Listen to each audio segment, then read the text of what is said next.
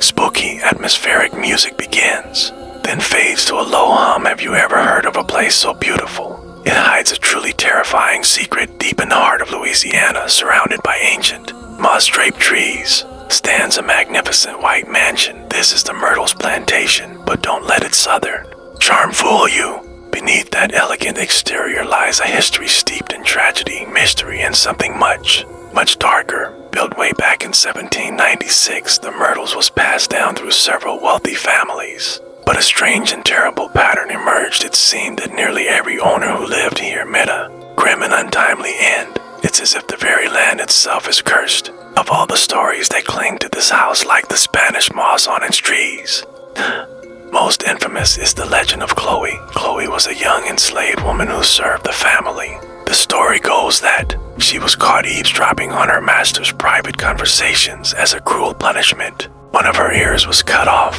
From that day on, she wore a green turban to hide the disfiguring scar. But the humiliation festered into a desire for revenge. She planned to get back at her master by baking a cake laced with poison. She only intended to make him sick, but her plan went horribly wrong. Instead of the master, it was his wife and two young daughters who ate the poisoned birthday cake, and tragically, they all died. Devastated by guilt and fear, Chloe confessed to what she had done. The other enslaved people, fearing retribution would fall on all of them, took matters into their own hands. They dragged Chloe to a nearby tree and hung her. Her story, however, didn't end there. They say her spirit never left the plantation. To this day, guests and staff at the Myrtles, which is now a hotel, report seeing the chilling apparition of a woman in a green turban silently wandering the halls and the veranda. Her phantom footsteps are heard echoing through the house late at night, a constant reminder of her tragic tale. Many have even claimed to capture her ghostly image in mirrors, a fleeting glimpse of the woman forever bound to the place of her suffering. But Chloe isn't the only spirit here. Cries of the two little girls who ate the poison cake are often heard drifting through the rooms, a heartbreaking echo of the past. In fact, paranormal investigators believe at least a dozen different spirits haunt the Myrtles. The house sits on top of at least 10 known graves. Its history is filled with violence and sorrow.